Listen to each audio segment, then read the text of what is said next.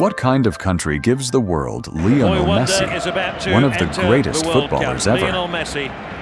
A country famous for tango, gauchos, enormous steaks, world-class wine, and breathtaking landscapes.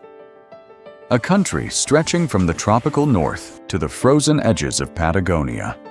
A country blessed with fertile farmland, vast natural resources, mountains, rivers, and some of the most spectacular scenery on Earth.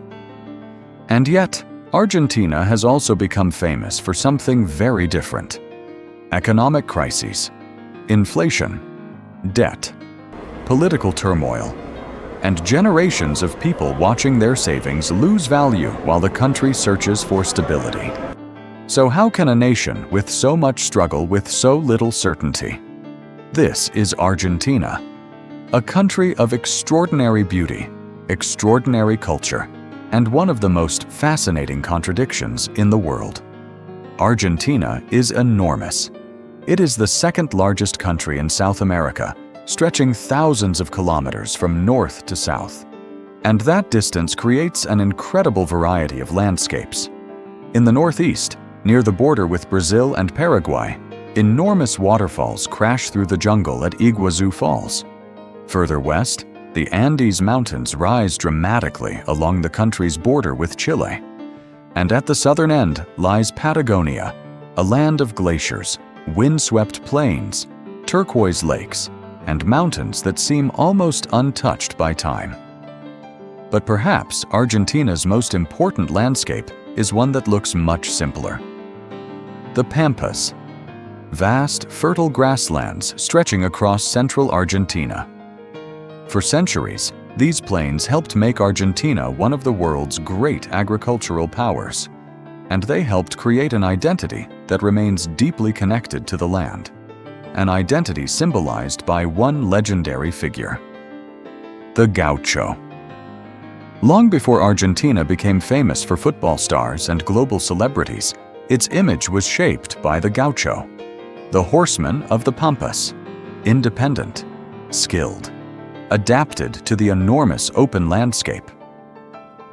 The gaucho became more than a ranch worker.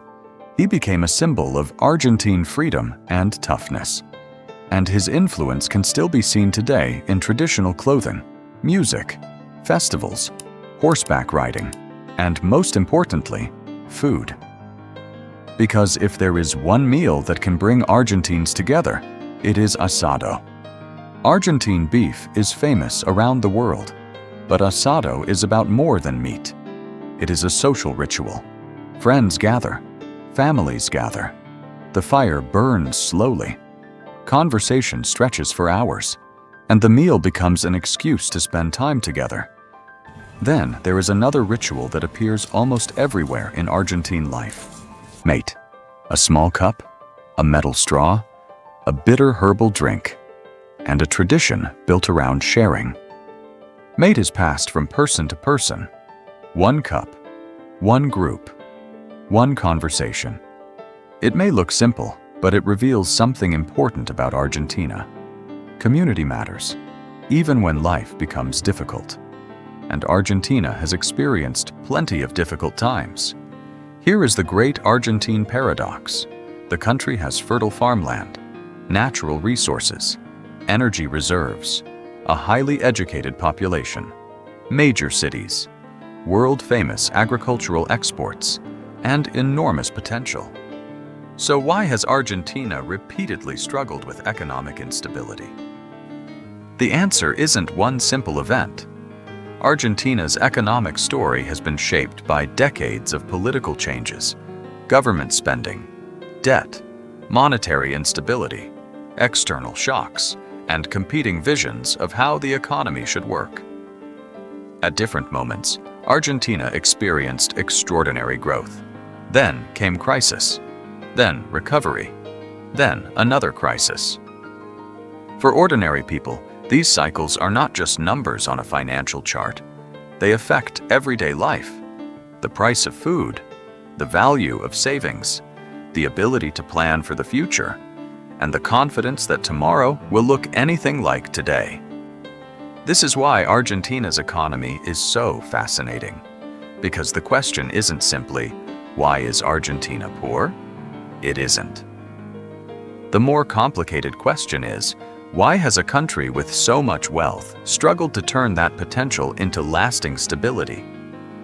To understand Argentina, you have to understand Buenos Aires. The capital feels different from the vast open landscapes surrounding it. Grand avenues, European-inspired architecture, busy cafes, theaters, bookstores, football stadiums, and neighborhoods filled with their own personalities. Buenos Aires has often been called the Paris of South America, but beneath the beautiful architecture is a city shaped by immigration. Millions of Europeans arrived in Argentina during the great waves of migration in the 19th and 20th centuries.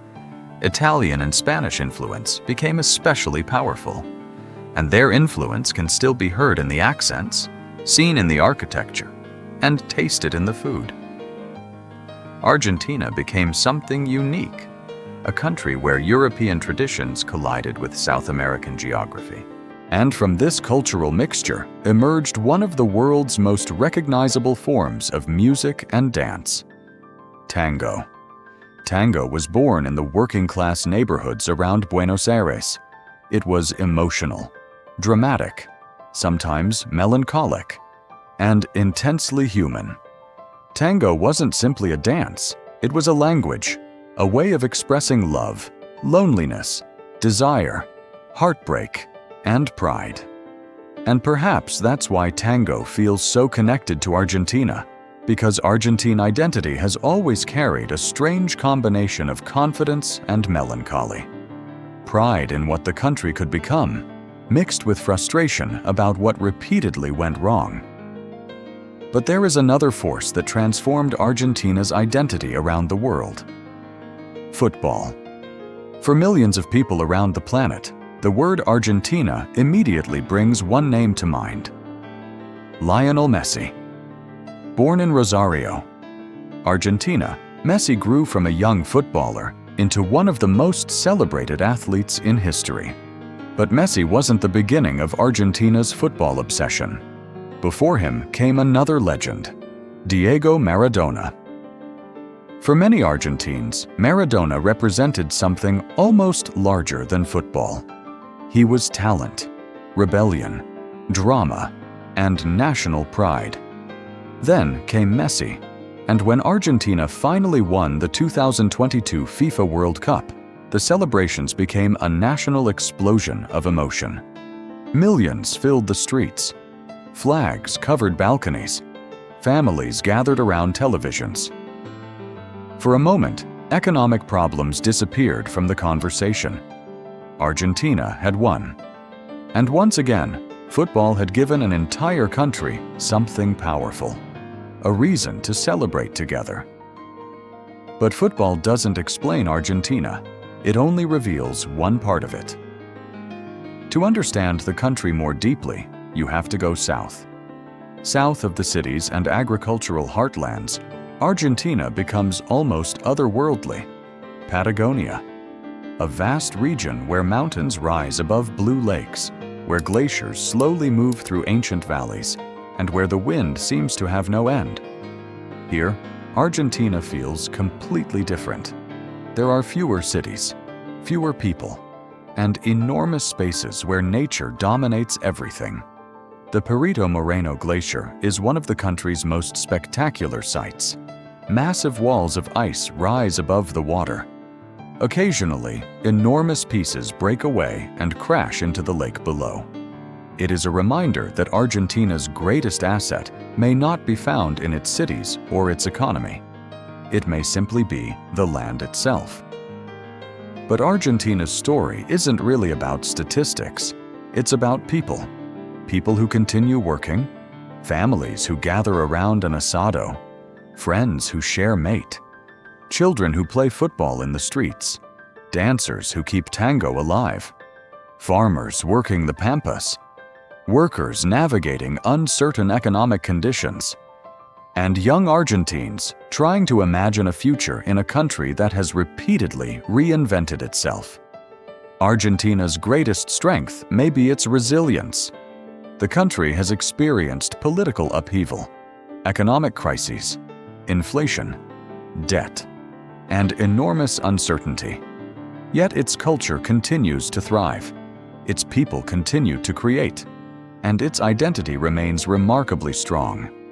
Perhaps that is the part of Argentina that statistics cannot measure.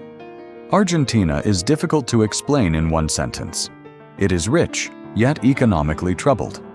European in influence, yet unmistakably South American. Modern, yet deeply connected to tradition.